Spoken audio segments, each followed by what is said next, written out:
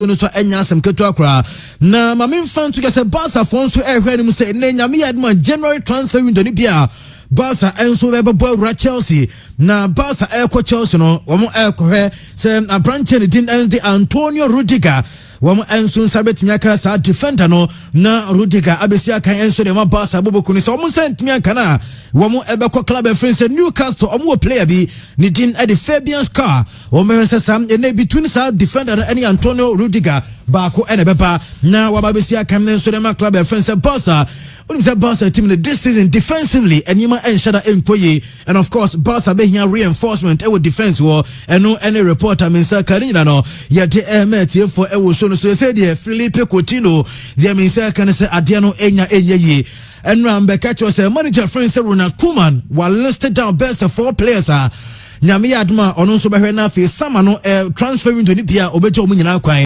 beka cho sa branch friend Felipe Coutinho na din eka manager no ne squad no ni din enso eka ho via min say kan say Barca for beton Felipe Coutinho na de maba Barca for ton Felipe Coutinho kwan say wonim say Felipe Coutinho Barca for eda so atua sika edema Liverpool team no na say player no so on perform enema e wo form na still na team no so atua sika ndie omu chiri sem eno emuama nema enso enkoye eno ene reporter me say ka openya friends Victor Font ono unim say all contested for a Barca president or say ono de asem no waka and of course wo be sound so repeat no asa kan bio no krepa ne say abano omunya tomana openya friends Xavi Hernandez Cruz Xavi ena ebe the next air manager for a Barca into openya ne de abano say omoto the next month no winia Ronald Koeman found any the other Barca team no wom ebe obepamo no wono de otimia making a statement ne clear wasa so atka ede atoso say eye den a wono obeye president a openya friends em ne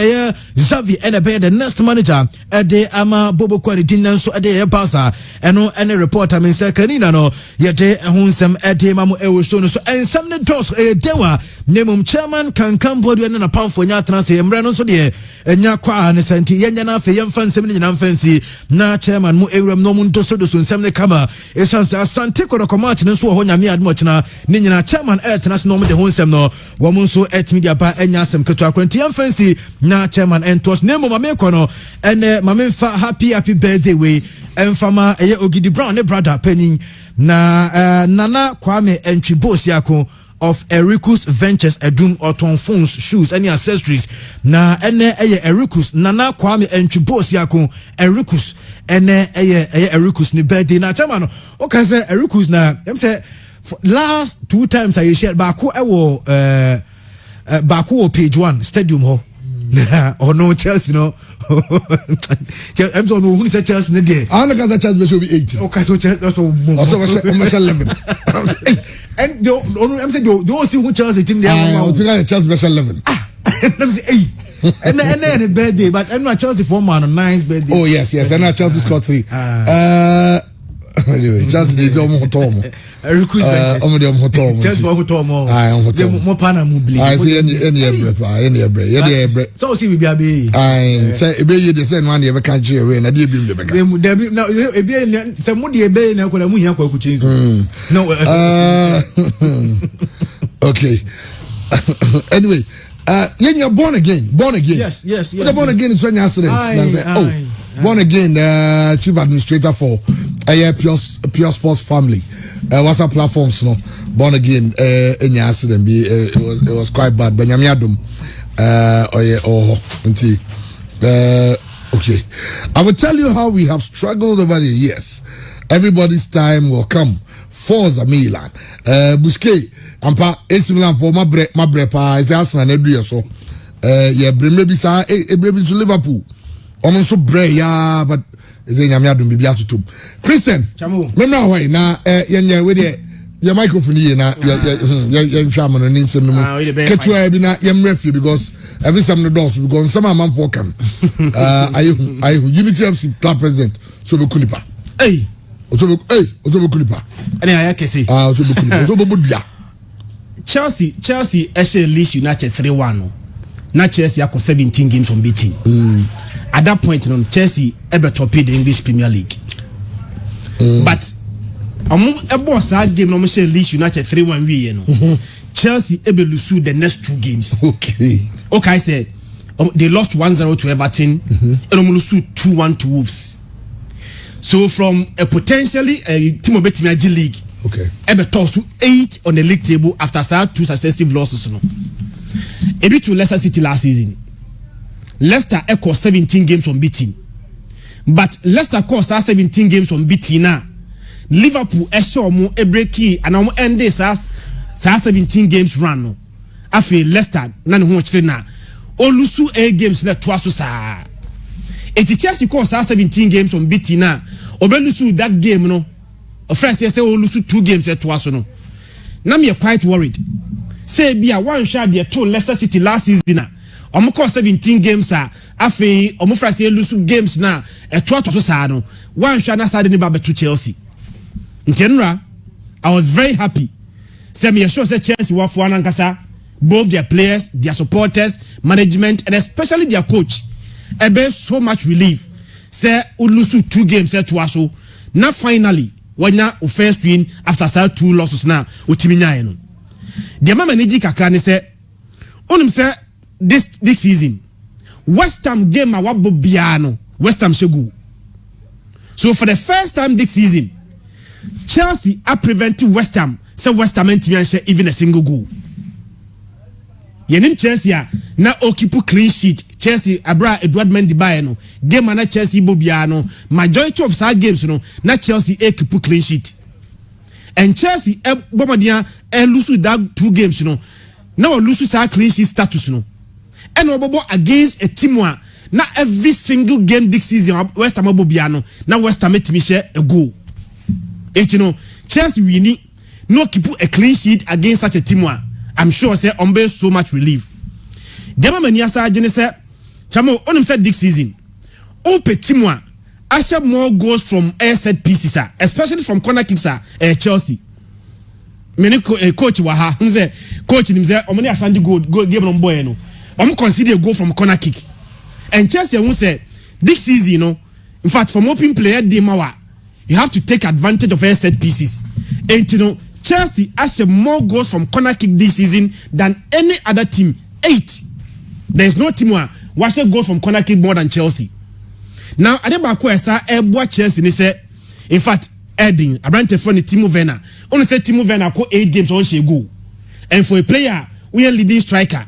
Now, about 8 consecutive games I want to mean she go there. Nanka Chelsea so goes never no. Senke if we just one source kebaha Chelsea. Ebe na to Man City no. Because Man City say you kuna go on sha na ha Man City. Nti Arsenal na so ba me yankin sha na ha Arsenal. But for Chelsea, say Timo Werner ako 8 games na on team she go a. And na ye kase so we English Premier League na. Teams are players I shall go drop more players I shall goes in the Premier League no. Chamu Chelsea. We Premier League now. I remember very well say Manchester United I said 28 goals. So 28 goals na Manchester United I said no. 12 different players na say goals no. Liverpool I said 36 goals. 36 goals na Liverpool I said so far in the Premier League no. 10 different players na say goals no. Baba Chelsea has 29 Premier League goals from 13 different goal scorers. That is amazing. Because the goals are not coming from just one source. So Timo Werner and Shah, even Thiago Silva from the back, etim be pinball, editing the two at them. Very good at match Chelsea. So bouncing back from Shah, losing 2 consecutive matches. Ebe winning a game against West Ham. Not every single game this season, West Ham should go. Now keep a clean sheet. Not Chelsea and not 13 different scorers so far in the English Premier League. And today I can say Chelsea are just fit on the league table. Potentially, I can say team no bet Managerial league no. This is that about Premier League no. I quite unpredictable. Ne say we Liverpool say on the bet Managerial league na. Ultimi team bia encounter say on a challenge Liverpool for the title. Man City is dropping points. Chelsea are quite inconsistent. Leicester City they told me last season, you know, this season won't mean ya for and so Everton at the point in time, now come by a title winning side. But Everton so and omo former air dropping a certain point of the season. But Chelsea are a bit consistent pardia. I'm very sure say Chelsea will be challenging for the Premier League title. So having lost 2 matches, air bouncing back no, their can say Chelsea are very, very, very consistent. Ereba kwa mani agene se Chelsea ebo na se Olivier Giroud amo na se Tammy Abraham kwa na ebo a enra amanfo expect se na ke Olivier Giroud betima bo asate erama Chelsea because Olivier Giroud games no Obama Chelsea returns ni ye ba coach ni bo Tammy Abraham instead of Olivier Giroud or see Olivier Giroud Tammy Abraham any presence and the way team running behind defenders medical can say this season there team my friend no West Ham no team or team considered a lot of goals and to be able to have opportunity against West Ham no and so now striker team running behind the strikers defenders no team pick ball this team ball and so team to Martin and I think say he took the opportunity very well and Abrante friend Thiago Silva first goal no 2 goals na buy no and so free Tammy Abraham one say Tammy Abraham no Olivier Giroud kura na ebo a chamo we rest assured say goals no and so betimi flow it's very very happy for Chelsea they can say they have been very consistent we say 2-0 next games na twice no very much important you need to have the results in those games no I'm sure say Chelsea consistent and no na champagne football what matters is say just get the 3 points 3 goals clean sheet I'm sure say coach be satisfied players be satisfied everybody concerned with Chelsea will be extremely satisfied with the results. Okay, thanks. I'll say thanks so much for your words of encouragement this morning on your show. I lost my job early this month and I've been thinking a lot of how the things have turned into or how things have turned into within this short period, and I'm the breadwinner of my family, but your motivation has really encouraged me that all is not lost and God has been faithful to us. Will still be faithful to and will still be faithful to us if we trust in his words. Thanks, Senior. Nana Bwaji Apia, Nana Yamumpai, Bibia be fine. Bibia be fine. I know it's a very difficult moment and difficult, especially Sam Rewim. Coach, and I'm ready straight away. I'm ready straight away. Coach Ignatius, generally, Younger League generally, who stand up play and say, if you say a try if you can can't say the team, yeah, what's the say team we would do team. What boy against Kodogo, against Ashgold, Diana, but teams are so far. Mudi Epana, almost force none one thing. Oh yeah, I mean, I think Ashgold, because as I'm not mechanic, because of how I like football, people should not get it wrong. Okay. Obi pay Abia long football, Obi pay, but me sheti ma menene boy utimi passi bi pa Ashgold. Ashgold. Also timi passi bi pa. Say omo passi ball. They have quite good players, but how to gel together no so yeah another problem. But I believe say Ashgold was strong enough. They gave us a tough opposition. They were not bad. They were not. This season, standard of play, let's say. Also, Chamu. Sir. Only this is standard of play also. So here, and the amount for year analysis. Last season, before I started league, we had as many as 10 teams are no much changing coaches. Okay. 10 teams are no much changing coaches. Until a lot of the coaches were coming in new and another players need to be brave. So I feel now on mobile. But I had the best season when every team had this coach. We even say Kotoko Munya 9 new players. A lot of them teams are signing so many players. A lot of the teams have had stability. That's how come Ubeshia even say only dwarfs bebo and now only Olympics bebo. But I knew only of last year because another worker started with them. He only team na year. How he wants the team to play, and now as a this season, teams now holding the and physically, a lot of the teams are up there. The only problem, I mean, who goal scoring generally. Goal scoring has been the bane of this campaign. Teams the biche, even so bread. No, sir. One say you. As also team, on average, okay, say compare scoring to a idea because but me share chances that teams need creative any the emotion so I say we are about together about 50 matches but they are 120 goals. So because we're fantastic because 1 goal per every game or 1.2 goals or two per. So because fantastic. But me share your conversion rate to your friends and chances now you creating. But because me a coach and I'm a developer and I want to see chances being taken. But there are so many factors to that one. The factors include composure, and here number 1. But the biggest worry for me is a park. The pitch is now your bubble also. Who say is the biggest factor? The pitch is near ball.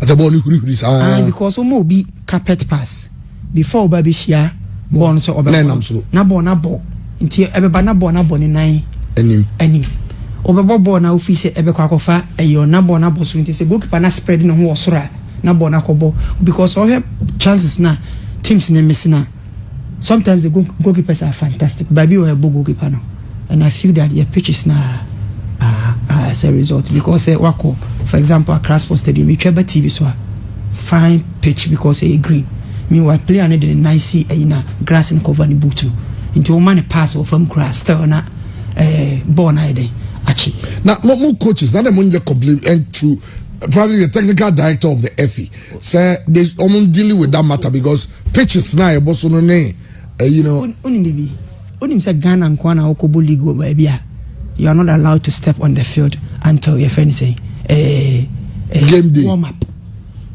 until warm up see you could do on maybe bedru park no ho 1 p.m. but kick off and now warm up time you 2:10 between that time will be am kwa park no so but yes how baby inti hwe Africa matches number bon we say teams ni bi ni teams ni be because omunim say yebebo matcha so all the official butcher bon say kwabna bon so omushe omu coat like omkoduru on omushe coat near you normal 90 park so ansa na okra omaban yani kotoko say they allowed us to work on the field before the game started you 90 but we identify the problems say but be okra na catch say I'm not the hase intimonfa but equal liberty we wanted to do it say that we will have time for warm up. But I mean, you also will be banned up or park. Some money can on park. So it's their right. It's part of football. And coach the BBB go say I'm BBB baller. And kasa if one say add into a moment team. What I say, and now is a factor. I'm say the club licensing people should check that and let the referees be aware. Say before warm up. Among teams no working. In fact, Ogo tournaments, CAF competitions, World Cup, FIFA competitions, you know. Teams be doing mama 90 park and so meanwhile omako training so your mama 90 so ansa na omako kuchinja ba oma tournament kwa nti sometimes I'm na say we can do such things to me if say or say the other aspect is that I don't know why should we pay for video if Star Times is showing the match. So mucha 50 cents mucha. I didn't say Star Times born. I don't still get it. See, I will not want to do comparison, but tama my boss Dramani Wokotokono.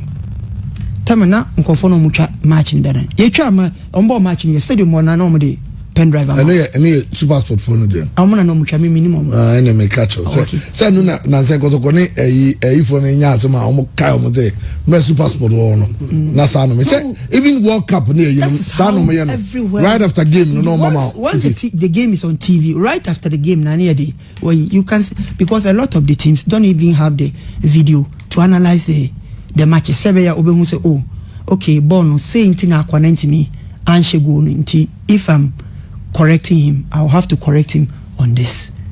Afei na nipa no ono ba betwa match no te say bi obetwa a match any ash good na afei na odi koma GFE then they say review committee ne ehwe match ni wie ansana what my request. I'm telling you bibi last season na me pay match me ko omu say omu ntime mabo match awie assuming with that admitting I have a match on Wednesday I was say me go training Monday Tuesday afena nipa no be travel from Techman e dey match no akọ Accra ansana me makwa ko cheska wa Accra ho na makwa ko je match no na me so me dey aba say me ba na ya the next match no awie if you want to develop the game, all of these things are factors that go a long way to help this. The new technical director of the FIWA coaches, Premier League coaches, why meeting me? So ebi ono ma shia dia me mante. Me make say me de maintain say meeting bi akoso.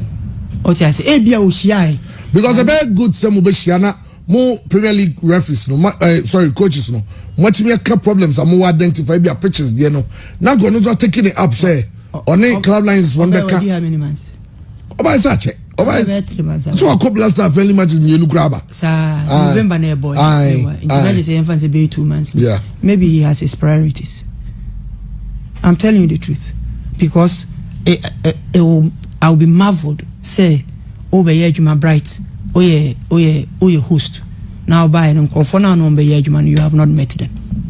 He is not going to work with the FA, he is going to work with coaches. He is a coach who is going to work because some kind of development of the game, you cannot do it without coaches. Yeah. At all levels, grassroots or what.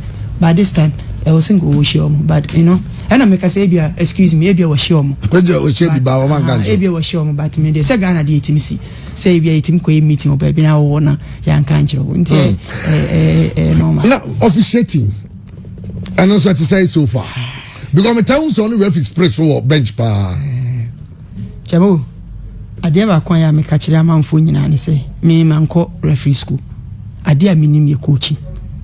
But there are some basics that yes, we are coaching. Referee manager instructors in the because some of the decisions, so what you say, you can use that one as a strategy against your opponent. In Tibia, say referee take it so much. I'm no more press.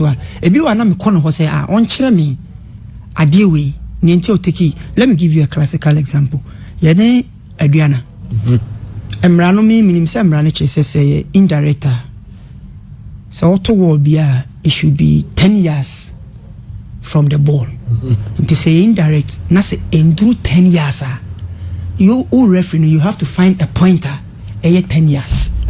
Now so 18-yard box to identify 10 years very easy. Penalty mark. Penalty mark, yeah.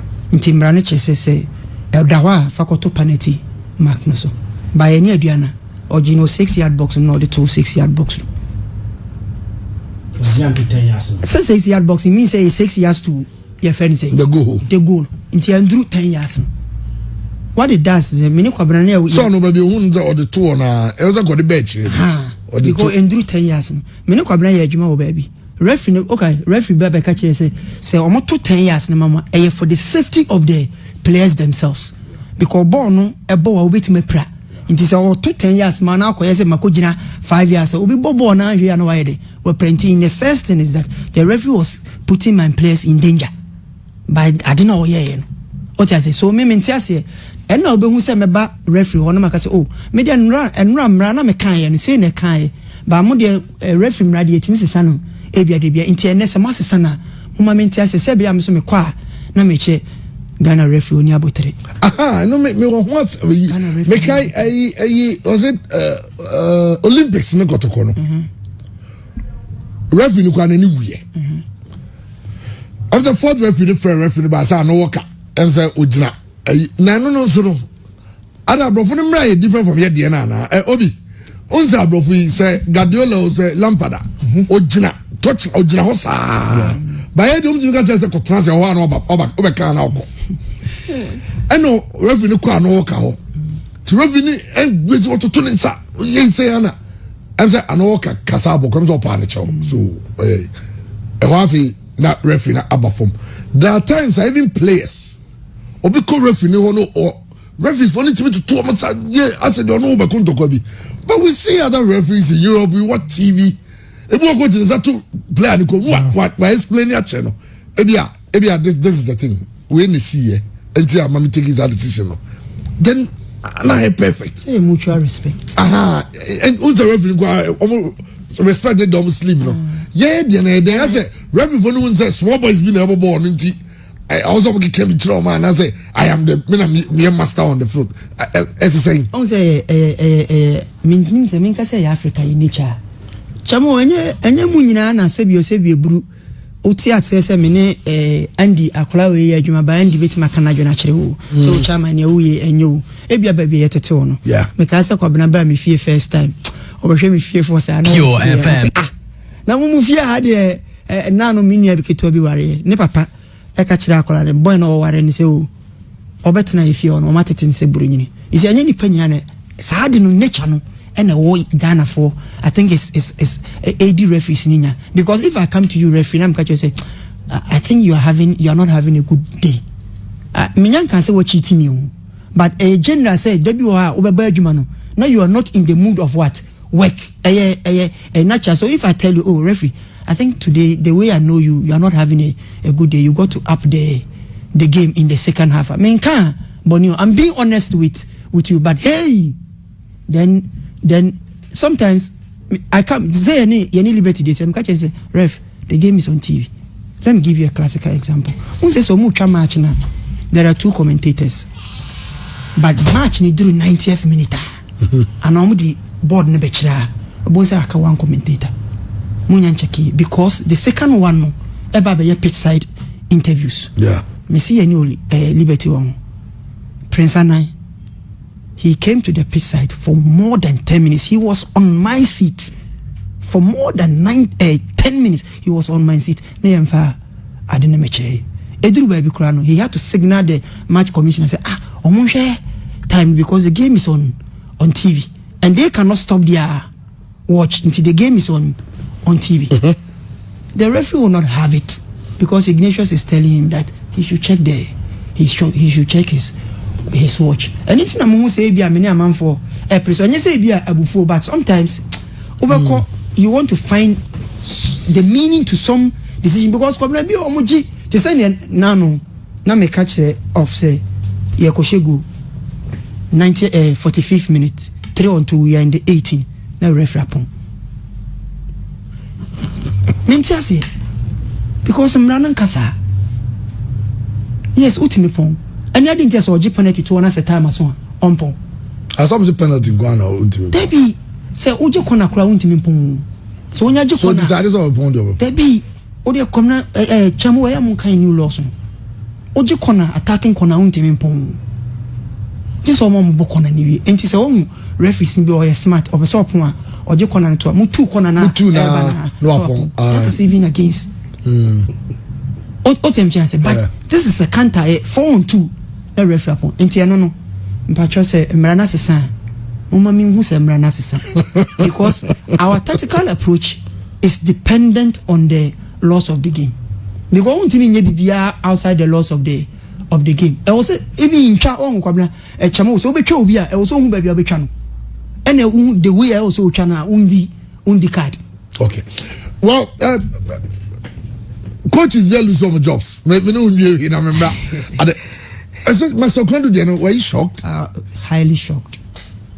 I must be frank. Then and I was sad. Sad. Yeah, because let us put it into perspective. Maybe I'm catching a man for when people ask me, I tell them that I'm not sure it is purely on football reasons.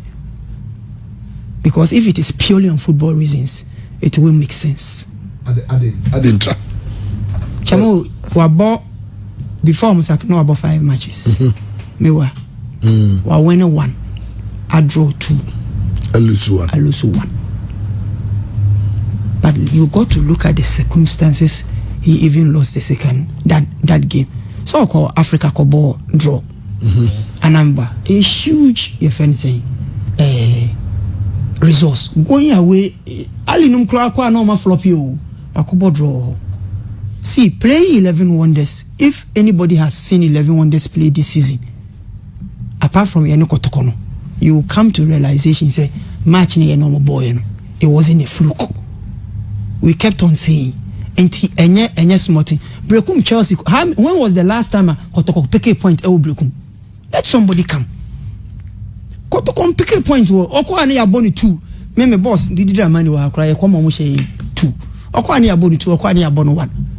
He was winning the game virtually. He had virtually won the game. Last kick of the game, mistake it is bound to what happen. Goalkeeper head na bam fufro onyanye active ni abo free kick ni ashen normal. Then he comes to win a game against is it Legon City. He won one. Legon City then no, he won 1-0 but man for Ntiase. Ni na kwamna te say atete Lucy match. Let me tell you. So share Tima Eri no share no one. Odi kan share ni go, he will be conservative. Because he is losing. Into on pese obekwa koye bibiama match now as all win no. Into one naturally no obeba be conservative. Now why you say okay, or the main far result. Manage game no. Manage game no. So you can what understand. Then he plays 3 days later Olympics for a very young ball only one word in chain kotoko to kwan enyina ayede aba oli atena fiesa our mobile no ni oli abo baller oli ahun ade was ro e chain kotoko wa she kotoko 1 normal. This is what I want to say that's what I'm saying. Purely on football reasons it doesn't make sense because he bought 34 matches. Kotoko had only played 4 matches and we had 29 matches to play. So Bia Maso on statistics in years out. Even the first time El Kotoko, he was not starting the season too well. But as the season is going on, none team PK, and that's why I'm saying that I'm shocked. But say Legon City no day, it was bound to happen. Kwabra media chamo me makai medical catcher say abrofno bagana. Me say so obi wo adwuma woni kroma. Chamo on magana. Broni bia wo adwuma woni krom. So o coach team woni krom on jai magana me coach. Obi coach team be King Visor. Enye kuma sasa ndikoto. King Visor. Oba wa almost 17 matches. Wa share only 1. I was thinking about this time mama na koda da. Bibi ni anko omo nuten. O da wo mbonduri ten. O eno about the ten. Na yanum kura no amanfo ya ka kire say your friend say we say be ebru ye bodro too much. Because ya ko aduana ya ko bodro. He has good about draw. House share omo share house o 2-0. Ye no ko bo draw Sunday no. House di bronyini ko ama ye twale 2-0. O tem chance. Ye no ko ye ko bo Sunday no. One house bo Wednesday. What house 2-0. Ana chamo ntem chance. It was ba. Ye ni has go no show be 5 or show be 4 or show be 3 no. It took them 90th minute. So on beteka. And some circumstances that is beyond our control. We don't have control over it. Control say there's some who change number 27 and 17 as 17 change number 17 no we prada ho. And as I'm secretary nature no okochoro number 27 but that time na me prepare boy na obamu no unze na o new player he's not a left back na pra inti or a midfielder e was am de no kobo left back so you have to prepare his mind timene na kasa no eno mo ye change inti me kura ma gina ma board no de ye de e kire no but number 27 no so pra ma ye no e tinchen a o na say ninji inti onu wie no o so ra komu no eno mo say o da bi ontimi nko na you're changing no. I'm saying how? Because you're changing. But that time so you above 1 crab 3 minutes. So in the game once the game different. But chem coach you know, maybe I'm gonna buy no. Okay, some go change. No players may use the same name. No kind no. The bakono o go change no dream say. Omie no back no. No changing. No changing no. Coach no say just or no na small can omunti. And o ma dey na coach ni PF stadium go coffee. No. Okofa na nyoma. Okosa nyoma. On poor ball no te kemu konkan. So kon krom. Oh coach you can refin din. O ti to see player ba go he yire. O he yire do. Oh coach be che go coach aduana. Ayana madam for Tom Stranzana. Lebi. Bakubi. Media man. Onu so say bia ni oh. O se ni o mo he yire o se Bakubi ba. Bakubi ko yikra. No chabo you see. Okay, that's why for me for example so Obia Humeda, I don't call my players by their real names. Something you don't have to do as a coach. Say player no Uboni to say bia Christian. But in your back you have what you're saying. Okay about Maxwell conveniently. What about 5 matches? But okay about King Faisal and Legon City then go back to 17 matches. Maxwell was already from last year. Could go problem acquire striking. And it looks like going to solve a problem. It has been. If I could go strike about defense say William Opoku William. Man, in the case me Abba, I I don't want to bring it on radio. I may report to go management and start to deal with it. In the case now, with a fan or post it on social media, and a fan we go comment say, "When your chances are now ubogu up your game like Sadian." And no code bako private or inbox the bakono attend ye jai. And I think it's not good for his it's not good for him as someone is going to be a role model. And it's sad.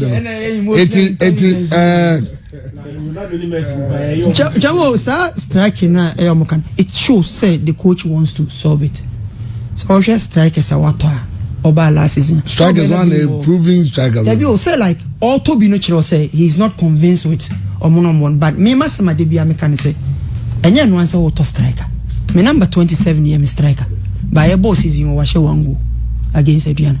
But you have to also come to the point say a striker no problem. And now pitch no striker need composure. Say this and because I'm person me bisao. Sony Yakuba kra mo kan Sony Yakuba sheno Yakuba oba kro mo shebos do. Let people not forget and no me bio. When we say kwabna, once I have come to realize say fans pe wasema or mo pe wasem whether you play good or but some person will be for will be compare will be memfa ayi kotoko current striker team ko compare makweko. Memfa mo ko compare Rebecca because of more time a different coaches on my system is different. What I'm trying to say, for me compare any year in the last 2 years, in the last 3 seasons before Maswo Kunadu, Kotoko striker bang energy go king or Ghana has it before Maswo Kunadu. Before Maswo Kunadu be coach Kotoko, Oba by this time, Kotoko striker who you say the bands in Fliwa. Kotoko striker bene itima.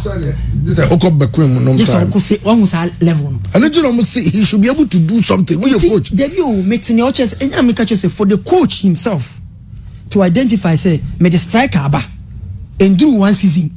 Masia ko fa another striker head. Aba should tell you say he's not convinced with his striker but kwamne answer na obefa player no. Ubenya player no star so. Wow, ubenya we obo. You say he boy anka we nyina a boy, a Gamma boy, and Kawin Nancy. Fabio Gamma. And Kobe, okay. And teacher Mo, I was at Mitsuamudi, but never make a king face and Umbian say, me say, mediocre for Ubiba. Now, China $3,000 asking visa. And now $2,500 asking visa. Nasa Juma win over Yama there. It's better so the Falance is sea coach. No, China 10,000 Ghana. No, why the same Majuma Yama? The problems we get, people, teams in Yano, they don't know. But Oko Fat Brunin coach, Legon City coach, Bayam Kachin, say he will not survive. So Ignatius are there. I'm say because time Ben, Kwame Kasim Winjo, that Ben will be who plays in the as a boom Dino. Now we're gonna play on no fear your friend and I are by born or born a friend Christina do say. You're changing it in dada. And to no heat of the moment, nobody Christian on Tini Dean. I'm not on Tini Dean. No, I'm catch on Tini Dean. On Tini Dean. All right, Enrico Ignatius and Eddie Giovanni. Every hole. Now you're going Di Mariano. And on there, can I say last season about 12 matches and I'm man of the match. I watched 5. This season 6 matches. At the 4. Also a strong contender for player of the season. At this rate, that's at this rate, the simplistic way of seeing it. They say a best player in one match. What match be best player? No, or better be the 6th rated player in another match. So so be the best player. And I'm maybe Ghana Abakaya, Yenia Dibu Hazia, Yamako Gwese, Gwese, give the correlation. Yaman man, player of the tournament, player of the season. Yaman, the player of the season, what's your influence? That's a way there. So we're winning 4 out of 6. 4 out of 6. But the American say, man of the match very dependent on the standard of that particular match. That match. Yes. Okay. But so who winning man of the match not to also at the rate of branch and the winning the possibility of be player of the season also. Yeah. Possibility in this also. Man of the match. Games. Now what's the deal? No, maybe so as games been winning man of the match. Kotoko ne wini ye. Na Kotoko just against Ashanti Gold no winning man of the match. So you can't games now against Adriana. So and just any other match you match one boy in another position you better be no only winning man of the match. Well, yeah, what do you have here? Discovery, yes. About to know way. In fact, no 11 on this player. Okay. But I remember be United against Bofu. Sano Bolun or B or Bolunama B. Nam Kuhunza me be a supporter. Be in a buff match be idea. I don't miss it. Abo match. Sama jam to a ball. And gave it to. And T. Mikuhuno to be by 11 on this number home. Now say boy we're fantastic player. But at that time no boss at number 10. No more 4-2-3-1. The non the boss are number 10 role. But me share the way now more pretty me say no. I should operate him as a winger. Oh, okay. Why are they? Now you don't draw the doors. You David, I'm question back. I know they are who here. I'm president of workers and be about supporters of Mobile Stadium. No. I'm saying, oh, say, I'm on for ton tickets in here. I'm on for ton tickets. I'm on for ton tickets. I'm on for ton tickets. Who was that picture? No, some was that picture. No, say, yeah, 2 hours. I'm paying some Bianco Stadium. More ton tickets. I'm ton tickets. There's a man who said, "Oh my, I'm on for." As first of all, as a coach, without the fans, no impact not the same. Football and football is for the fans. They be because a football is for the fans. I just said, "Yanka, me backyard when I'm a players 5B." Yeah, for the fans. Yeah. So without the fans, me the feeling in the game. Okay. What I'm saying, me I don't see the feeling in it. It often say Dave is not doing enough in terms of or engaging government to bring back the fans to the stadium. Probably they are doing it behind the scenes. Okay. But no, because see, we had Mekase Ghana say opportunity to make something Africa huna and not the rest of the world huna. We had a fine opportunity to tell the whole of the world say we have overcome COVID. Yama fans about stadium. The Honour Minister say CAF actual letter, but see, come to CAF mind. Ghana any COVID case. Sudan for about more COVID case. Anameba. It is Oma the supporters, but say also Sudanese supporters so ever should be. Into about the COVID-19 about Ghana. It is also free other nation, but there no supporters. But we are internal here. Matuko in Fitachima na Abakumasi. Ochina Meko Accra. Into a system to letting people come to their own locality and and any problem. But we didn't do that. Where here no? Where they Techman? And I'm Mujiska will get. That Munjiska. The fans want to enter, but police want to push them where time Ash gold for Nebano. Once Ash gold for Nebano, not champion the money. Okay. He wanted to enter. And Towasi. You heard this picture. Oh, Ghana, I didn't deceive you, Obi. Why are we deceiving ourselves? You see, team now, Obaborn, you're in a COVID test, right? COVID test, my one pay. I my one. The team, any interaction and contact with Nipe Bugate or Obianimum COVID status. And they went to me. That's what I'm saying, that why you deceive you? No, until the Jama fans in the stadium. And the minute your friend saying, Obi, Minene Casa, de Biamikachen. Say, we are behaving like ostriches. See, we all saw the celebration. We were all celebrating. But NDC for a demonstration, there has not been COVID test. And I'm this is a bigger open space. Only say Madame Fubika Chem say football is the biggest social gathering ever. Oh yeah. A big open space. Any stadium you close you. And I come around him. So if we can allow people go on the match. When we are players in new players. Omuko match. So it's not such a more kasi. Yeah, bomb match ni we are. Say a bomb match ni we are you coffee. You coffee you come market koto ediane. Masaba but COVID test no me here then. Chamu. Me apanyi bi na catch say mo dey Africa dey especially Ghana. Mo dey mo COVID. Yeah. Mo COVID dey duro nyina nyankopon. Nyankopon. Yeah, skin near weather no kra no COVID no say no near dey but serious but COVID nim koi. Yeah nyina yen try na ye give you eye. Mesra ban. fans no dey in fact uko England what they have done is there are venues where fans are allowed. Brighton over beyond, Southampton and Merseyside. Other places the fans are not allowed. The only reason being that uko London near that COVID cases no through. It order more allow fans. Yes. Baby, I work for no, they allow 2,000 fans. 2,000 fans. Hot dogs. No, buying Kasai or say there are I think 8 regions are no COVID cases. So those regions they should allow them. Regions say can a locality or say no away supporter, home supporters in Kwa, Abia Nipa be 2,000. No, home supporters on a bench show. Even took about. No. Now when I catch a Brighton, you do win to Kango. Okay, yes, sama Kumasi Asante go team no. Of course, you best sorry so 12-13. There were a lot of time. I babe share other cases no. Asante go team no. Ekostra former president General Jekunkufo also a former board chairman of Asante go. Na team no. Na our West kakra the team no ahead of Al Hilal game no. Even in some day okapi a trade team no. But for the sake of time, you have Hilal you know and no indica. Ben and sending money Olympics there. Ye dia yoro hasi. Niama yakra ne say. By a day or two before some money omukobo. Now when my coach say into one aba radio so. Say when mo buy mo pasa. Nti ya ne da ho yesrezo akwa mu. Ano mouth no you want me yehute. Afia did I really better say am pancrophone na chima chekotoko. Nti yesra mo. Mo supporters ye when you say team be Ghana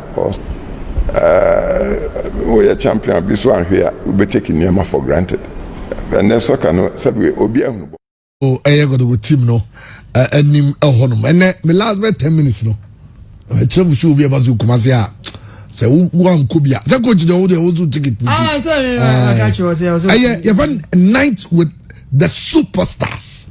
Night with the superstars. Also, your stars and your superstars. Now, a match of the day. Super. Yes. A branch a match of the day. The high life king himself. Kojo Entry.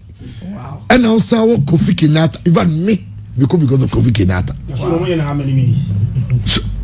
So, let's go with us here. 2 days. Actually, they didn't 1 day. Lumba 1 day. And easy. Not 1 day. And easy. 3 days show no come me 1 day. Me kwada me nim say because I'm actually den kwa show no. Also to be 300 Ghana.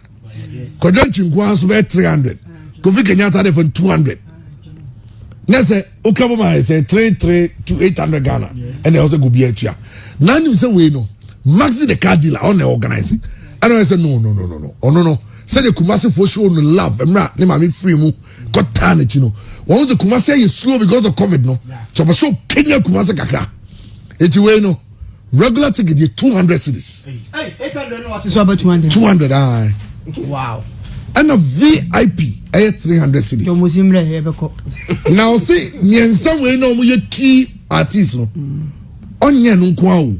Hwa artist on ba beka ho. Ye de unim say obi say na nampedu wutie no nyum nche. Wow. Yes na nampedu be ho. Chamo.